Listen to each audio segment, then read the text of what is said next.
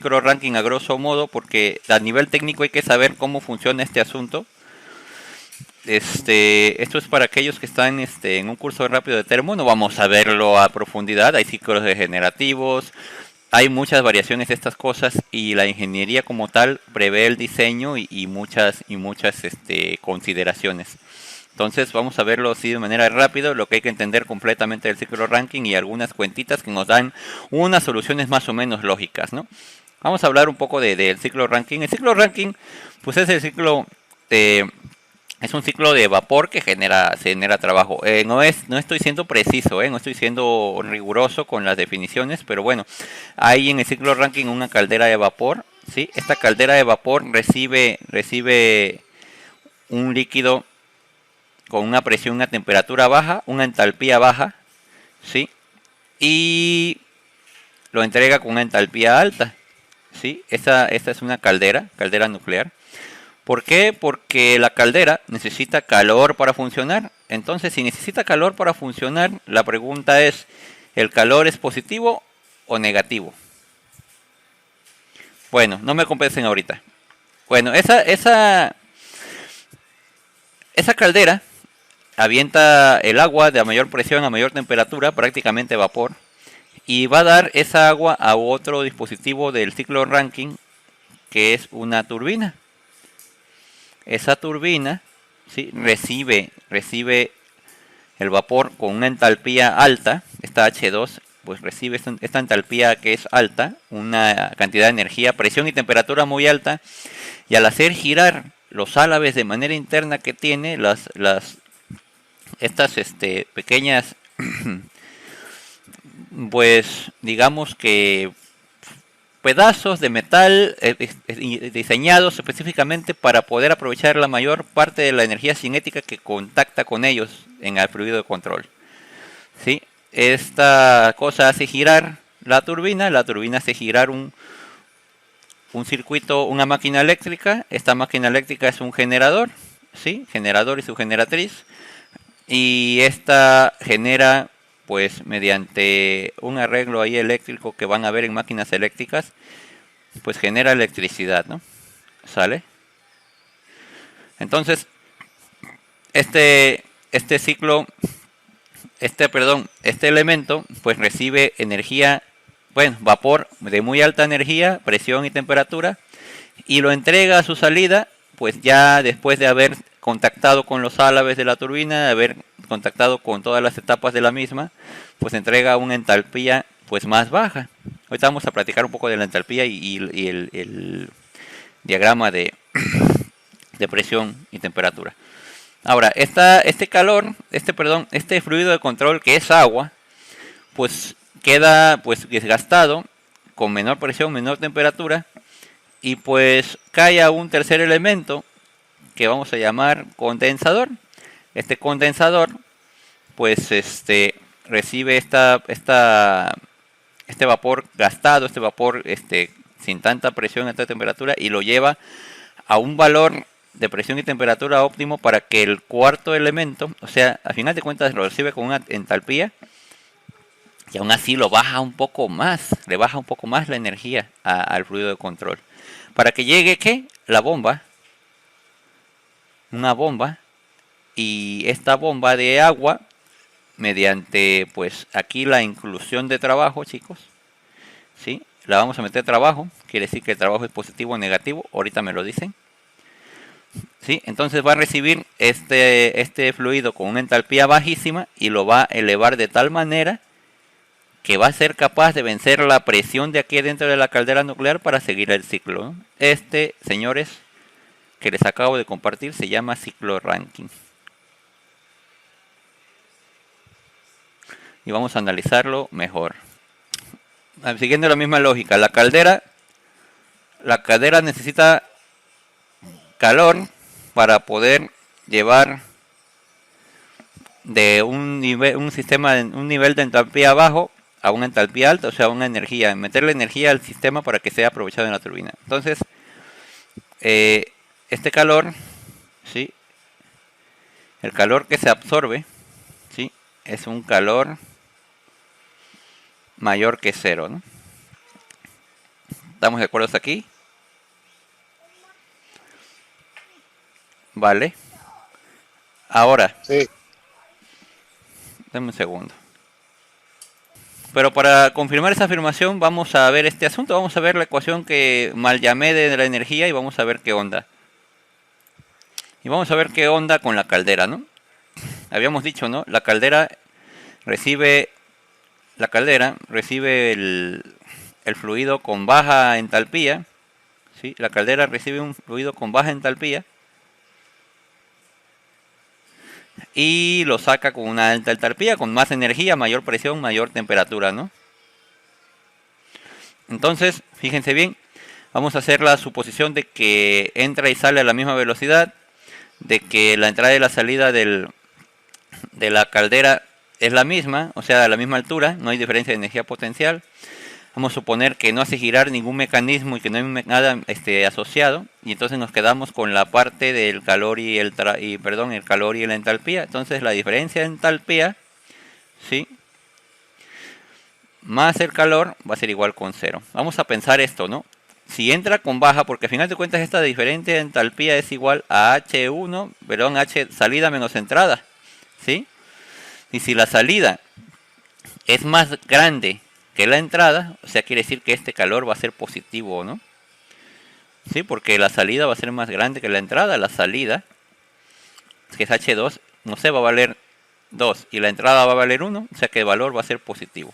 Entonces el calor en la caldera es positivo, ¿no? ¿Vale? Está absorbiendo calor para poder entregar una entalpía más alta.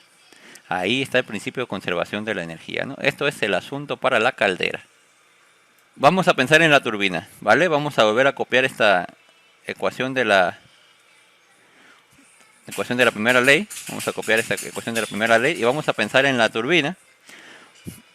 Vamos a hacer la misma suposición. Entra y sale al mismo lugar, ¿sí? Tiene misma velocidad, misma altura, ¿sale? La turbina vamos a decir que es isotérmica, no hay diferencia de temperatura, cuando sí la hay, pero bueno, vamos a imaginar que esto, y solo vamos a tomar en cuenta el trabajo y la entalpía con la que funciona. Y vamos a pensar, ¿no? La entalpía con la que entra es más alta que con la que sale, ¿no? A final de cuentas la diferencia de entalpías, ¿sí? Recuerden que la diferencia de entalpías es la entalpía de salida entre la entalpía menos la entalpía de entrada. En este caso la de salida es la 3 y la otra es la 2, ¿no? Entonces hacemos la cuentita. Diferencia de entalpía va a ser igual a H3 menos H2. Hablábamos de que la de salida es más baja porque pues choca con los álabes y ahí se desgasta el vapor, bla bla bla. Le baja la presión y le baja la temperatura. Entonces la salida, pues no sé, va a valer un 1 de entalpía, por decirlo de algún modo, darle un número. Y la entrada es muy alta, no sé, 3. Entonces la diferencia de entalpías va a dar 1 menos 3. La diferencia de entalpías va a ser que negativa, ¿no? O sea, va a dar un valor de menos 2. O sea que la diferencia de entalpías es igual al trabajo. Y si la diferencia de entalpías es negativa, ¿qué quiere decir con este diagramita? ¿Vale? O sea que el trabajo realizado por el sistema es negativo, ¿no? O sea que la turbina entrega trabajo, ¿no? La turbina entrega trabajo. Y eso es importante de tener en cuenta, ¿sí? Porque entonces la turbina entrega trabajo. Analicemos el sistema para el condensador. Analicemos ahora para el condensador. En el condensador llega este vapor cansado con una baja presión y una baja temperatura. Es el H3. Llega al condensador y el condensador pues no es más que un sistema de tubos donde llega agua fría, ¿sí? Entra un agua fría, un agua a una baja temperatura, no sé. Vamos a suponer que viene del mar y que viene de 20 grados centígrados. Y este vapor y esta presión y esta temperatura, ¿sí? Aunque pues viene de la turbina, pues no está fría, ¿no? O sea, estamos hablando de que la presión es alta y la temperatura también.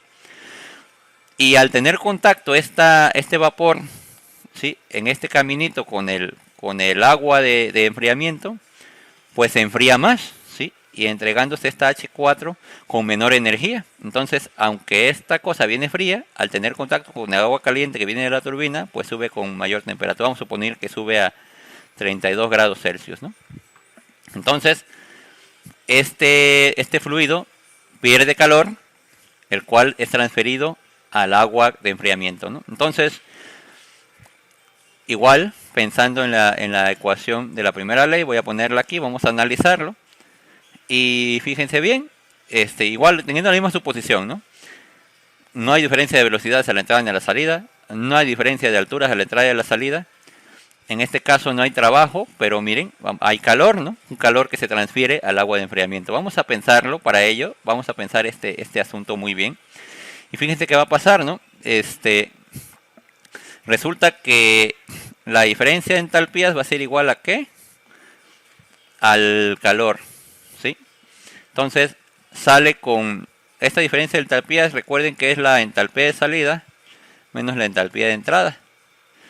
Y si la entalpía de salida es más baja que la de entrada, o sea, no sé, sale con muy baja 1 y aquí entra con 2, ¿no? Entonces la de salida es 1 y entra con 2, ¿sí? Entonces esto va a ser igual a la diferencia de entalpías. Al final de cuentas la diferencia de entalpías va a ser igual a un valor negativo porque está perdiendo. Pero al final de cuentas del despeje matemático tenemos que esto va a ser igual a la diferencia de entalpías es negativa, pero también es negativo el calor del despeje, ¿no? Entonces nos va a quedar el calor positivo. Entonces, ¿qué pasa en el condensador con el calor positivo, chicos? Miren, el calor positivo. ¿Qué dice aquí con el calor positivo? ¿Sí? Quiere decir que el sistema está absorbiendo calor, ¿no? ¿Vale? Entonces, el calor en el condensador es positivo, ¿no? Eso nos da una conclusión importante. Ahora fíjense bien porque analizando esta ecuación,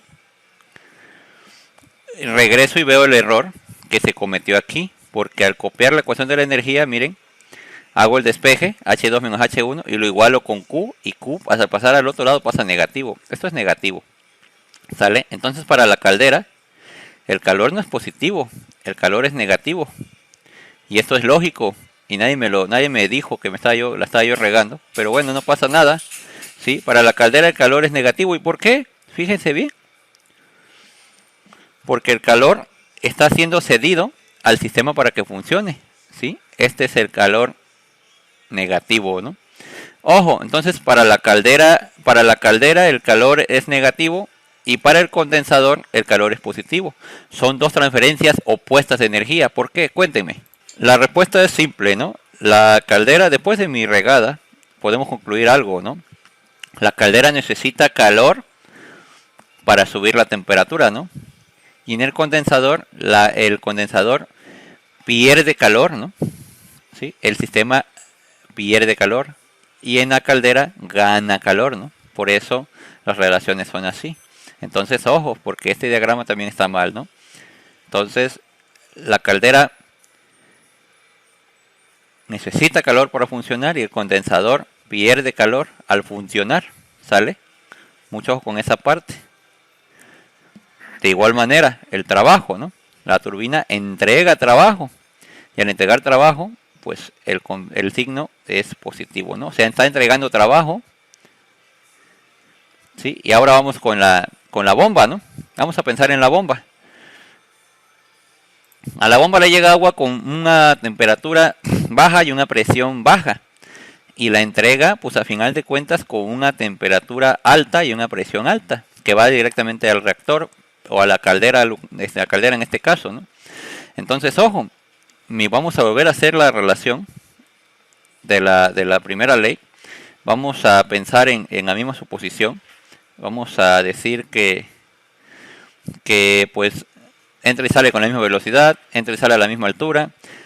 Idealmente no tiene intercambio de calor, que no es cierto, pero idealmente sí. Y nos quedamos con esta misma relación, ¿no? Encuentren, ¿no? Entonces, H4,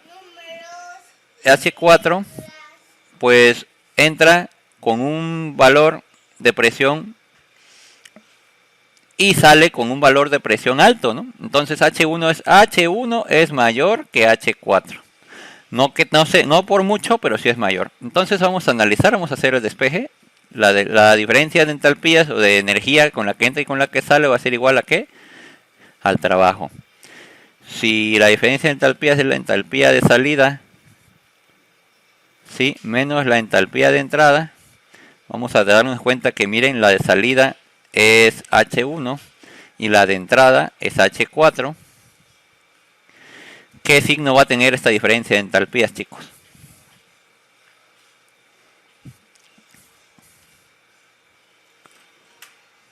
Sería la de H1 porque es más grande, ¿no? Ajá, entonces va a salir con un signo positivo, ¿no? No importa qué valor tenga, va a ser positivo porque va a salir con más energía que la que va a entrar. Entonces el trabajo de la bomba es positivo, ¿no? ¿Sí? Este trabajo de la bomba es positivo y tiene sentido, ¿no? Recuerdan, ¿no? Aquí la turbina entrega trabajo y es negativo. Y aquí la turbina consume trabajo y es positivo. Tiene sentido con esta convención que habíamos hablado de la primera ley. ¿Y qué cosas, no? Entonces, para la bomba el trabajo es positivo. ¿Sí? ¿Por qué? Porque necesita trabajo para funcionar. ¿Sí? Necesita trabajo. ¿Vale? Entonces ya tenemos los 4 elementos del ciclo Rankine caracterizados y lo que necesitamos saber. Ahora vamos a pensar un poco en el diagrama de Molière del ciclo Rankine para terminar esto. Vamos a analizar el ciclo Rankine en un diagrama de temperatura-entalpía. ¿Sí? Vamos a hablar un poco de eso y ahorita vamos a definir algunas cosas. Entonces, vamos a quedar de acuerdo. ¿Qué es la entropía entonces?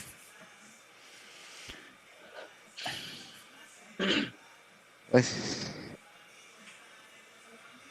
el desorden de las moléculas. Ok, es una medida general de medir el desorden. ¿Sí? Sí. ¿Alguna otra idea?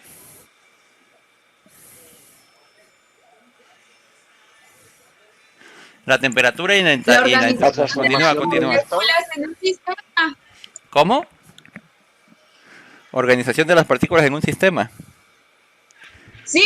De las También, moléculas. de las moléculas en un sistema, sí, también. Vamos a ver entonces, fíjense muy bien cómo te relaciona esto con el diagrama de Molière. Este es el diagrama de Molière y este señor... Es muy amplio el asunto, no voy a explicar a grosso modo el diagrama de Molière, pero vamos a platicar un poco cómo se relaciona con el ciclo Rankine. Ya que hemos llegado a esto, pues tenemos aquí el diagrama de Molière. Para los que fuimos a la escuela pública es Molière, ¿sale? Y esto describe la relación de temperatura y entalpía, ¿no? Ahora que ya sabemos qué es entalpía, ¿sí? Y ahora que sabemos qué es entropía, lo que hay en el eje inferior, en el eje horizontal es entropía y lo de arriba es temperatura. Y se dan cuenta, la mayor temperatura, mayor entropía. Es lógico, ¿no? Porque hay una mayor cantidad de desorganización molecular, ¿no?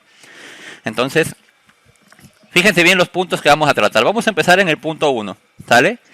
En el punto 1, pues el agua está fría. Básicamente está en estado líquido la gran mayoría, si no es que está al 100% de estado líquido. En ese punto, pues la bomba le aumenta la presión, ¿no? ¿Sí? Y en algún momento, pues quizá haya un pequeñito aumento de temperatura. Entonces, al incrementarle o meterle trabajo a este asunto, a la bomba, al meterle trabajo, pues la bomba le va a subir la presión y un poquito la temperatura, se la va a llevar, miren, ¿sí? Va a llevárselo a un estado 2, donde aquí ya tienen un poco de presión y un poco de temperatura más elevado, ¿no? Al entrar a la caldera, ¿sí? Al entrar a la caldera, este flujo de control, este fluido de control, pues va a empezar a pasar de diferentes estados. Ojo, vamos a hablar un poquito de este asunto de los estados para platicar. Rápidamente, ya lo había platicado en otro video, pero voy a platicarlo ahorita. El diagrama de Molière tiene 3 zonas, ¿sí? Miren, este es un punto triple. Donde esta zona que ven aquí, debajo de esta curva, esta zona que voy a colorear con lápiz, ¿sí? Esta zona que voy a colorear con lápiz, esta zona, digamos que es una zona donde existe el agua o el fluido de control. En este caso el diagrama de Molière aplica para el agua. Esta zona es donde existe el fluido de control en 2 estados. ¿sí? Esto se llama lugar donde hay mezcla saturada. Sí, hay una mezcla. Quiere decir que hay tanto vapor y agua en cierta medida. De este lado del diagrama, ¿sí? O sea, voy a ponerlo ahora de otro color. De este lado del diagrama, digamos que el agua está completamente en estado líquido, ¿sale? De este lado del diagrama. Y del otro lado del diagrama, el agua está completamente en estado de vapor, ¿sale? No es así tan igual, no estoy hablando de una regla tan específica porque esto es un diagrama muy preciso. Yo estoy hablando grosso modo para entender el diagrama de Molière. Algún día se lo va a encontrar y para que sepan cómo funciona, ¿sale? Entonces, ojo, punto número 1, lo que está dentro de la curva es una mezcla. Entre más te acercas, por ejemplo, tú te pones en este lugar, quiere decir que esta agua está más cerca de ser vapor que de ser agua líquida, ¿vale? Tiene mayor cantidad de burbujas de agua que de partículas de agua, ¿sí? O sea, los estados de la materia son bien definidos. Sin embargo, aquí no entra el de estado sólido. Ahora, mucho ojo. Conforme te vas acercando a este lado de la curva, a esta parte de la curva, la mezcla está más llena de partículas de agua líquida. La medida entre esta curva y la otra curva, ¿sí? La medida de cuánto te alejas es un valor que nosotros conocemos, los ingenieros conocemos como calidad. Por ejemplo, cuando ya estás metidísimo o estás contactando en esta zona de la curva, se dice que esta zona tiene mucha calidad. La calidad se escribe con la letra X, ¿sí? Mucha calidad. Hay una calidad del 100%, quiere decir que es 100% vapor.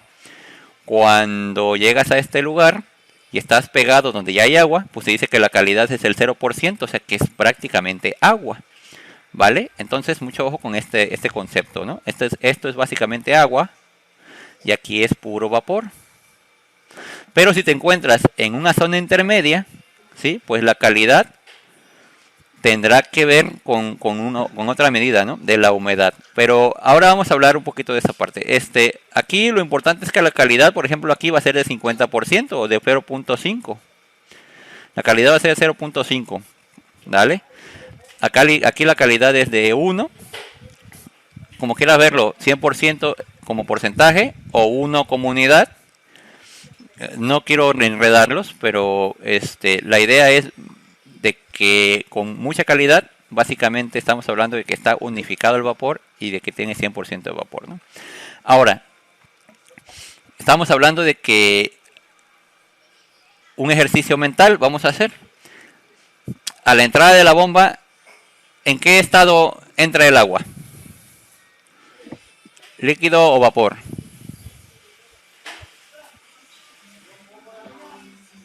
Líquido. Muy bien. ¿Y sale? ¿Con qué estado sale el agua? Vapor. No, en la bomba sigue siendo, sí, no, en la bomba sigue saliendo agua, ¿no? Como la bomba de sus tinacos, ¿no? Sigue saliendo líquida. Sale a más presión. Sale a más presión. En algún momento quizá tendrá algunas particulitas, ¿no? De vaporcillo, pero no creo. Solamente que esté muy caliente la bomba y algo pase, pero idealmente entra líquido y sale líquido, solo que con mayor presión. Ahora, una pregunta. A la entrada de la caldera, ¿entra con el estado? ¿En qué estado entra en la caldera? Entra líquido. Y en una caldera, si pues está a mucha temperatura, ¿en qué estado sale de la caldera? Líquido. Sale en estado de vapor, sale en estado gaseoso. ¿Por qué el ciclo Rankine requiere que salga vapor de la caldera? Porque la turbina tiene álabes, ¿sí? Y estos álabes están dando vueltas, o bueno, están percibiendo los impactos de las partículas de vapor. Si el vapor lleva entre el cuerpo el flujo másico lleva partículas de agua, pues el vapor a la velocidad que sale impacta los álabes y les hace hoyos, los descompone. Una turbina es muy cara, no tienen ni idea lo que cuesta una turbina. En un proceso termodinámico, en una central generadora de energía, sale muy cara. Investíguenlo en internet. Entonces necesitamos que salga con un vapor con muy alta calidad, o sea, con muchísima cantidad de vapor, prácticamente nada de agua, a un 99.9999%, ¿sale? Entonces, ojo, a grosso modo estamos viendo que en la bomba anda por esta zona y después de que sale de la caldera saldrá para acá hasta hacer puro vapor.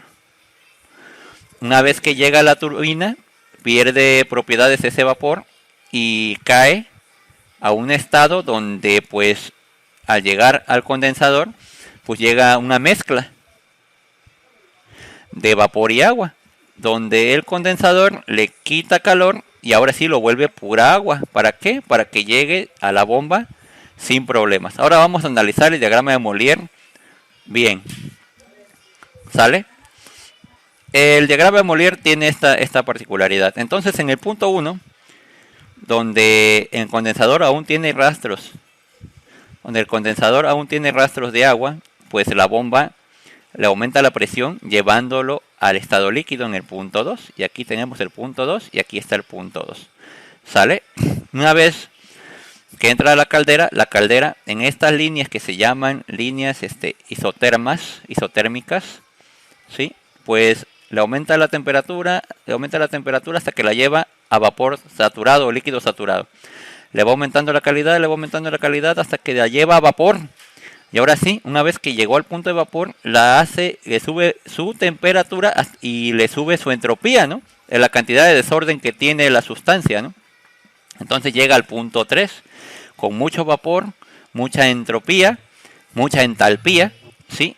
Y en el punto 3 llega la turbina donde este vapor impacta los álabes de la turbina, perdiendo energía cinética, perdiendo entalpía y cayendo súbitamente a un estado, ¿sí?, de líquido saturado, ¿no? Donde el condensador, ¿sí?, en el lugar 4, cae en este lugar 4 el condensador, y el condensador con este intercambio de temperatura, pues acaba de quitarle, ¿sí?, el condensador le quita toda la propiedad, toda la calidad, hasta llevarlo al punto donde la bomba, porque la bomba necesita que sea lo más cantidad de agua posible, porque la bomba también tiene, dentro de la voluta, pues tiene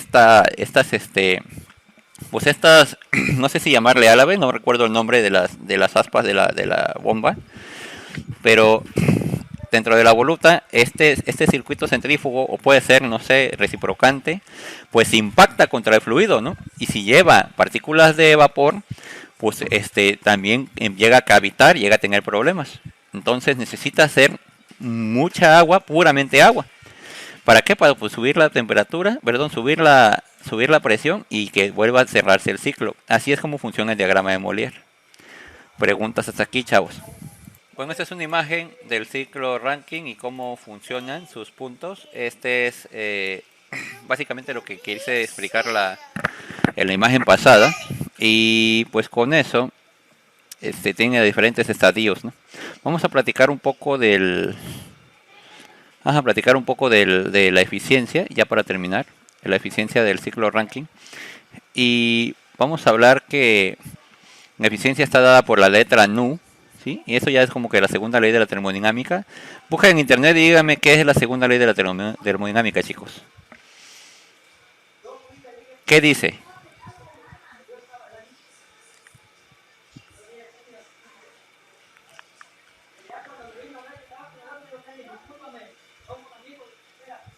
Y hay alguien que está peleando en su casa, se escucha hasta acá. Apaguen el micrófono, por favor. Somos amigos, alcancé a escuchar. No sé qué onda. Es grado. Yo también. ¿Qué dice la segunda ley? La cantidad de la entropía del universo tiene que incrementarse Ok. en el tiempo. Ok, el desorden. Ok. El desorden. Ok, es una manera de decirlo. ¿Qué más? Cuéntame.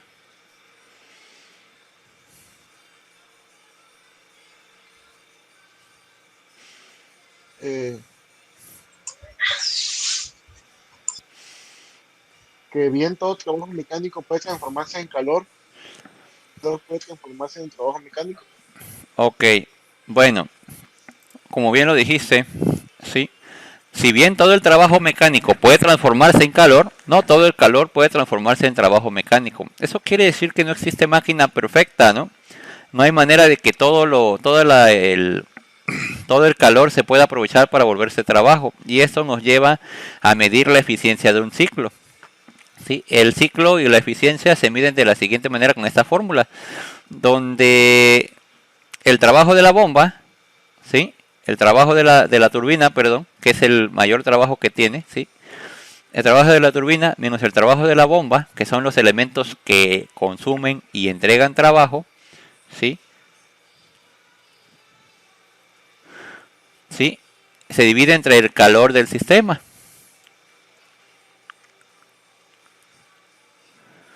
Al final esto se va a multiplicar por un valor porcentual y nos va a dar la eficiencia térmica de todo el sistema. Entonces, mucho ojo, ¿no? Se puede sustituir estos valores de las diferentes expresiones que obtuvimos para el análisis de cada uno de los elementos del ciclo Rankine y obtener ciclos termodinámicos completos. Ahora, ¿cuál es la eficiencia de un ciclo termodinámico normal? Les voy a dar un dato, ¿no? La eficiencia térmica de una central nuclear moderna es aproximadamente del 33%, ¿sí? ¿Cómo puedes aumentar la eficiencia térmica? Pues evitando perder fuentes de calor, ¿no? Ahí con aislamientos, con cuidar los diferentes procesos. Hay unos reactores de agua supercríticos que pues tienen una alta eficiencia térmica, casi 45%. Pero pues bueno, funcionan en una presión supercrítica y tienen ahí unas cosas. Eso implica pues un poco de costo, ¿no? Medio atropellada la sesión, pero pues bueno, ya pudimos analizar a grosso modo, a nivel técnico, la segunda ley de la termodinámica, la primera, ver cada uno de los elementos del ciclo Rankine. Les digo, no tiene rigor específico, pero con esto que acabamos de ver podemos entender cómo funciona una planta generadora de energía. Obvio, hay ciclos regenerativos, hay muchas cosas aparte, ¿eh? Hay ciclos de recalentamiento, es más complejo que lo que acabamos de ver. El ciclo Rankine simple es muy ineficiente, pero muy ineficiente, de verdad. Eficiencias del 12, 15, 17% a lo mucho. Entonces, obviamente se agregan mayores cosas, ¿no? Mayores etapas de turbinas, etapas de recalentamiento, hay unas consideraciones que tomar. Sin embargo, pues a grosso modo este es el funcionamiento y pues vamos a hacer unos ejercicios en otros videos. Suscríbanse al canal, se los comparto este video en breve y nos vemos la siguiente clase.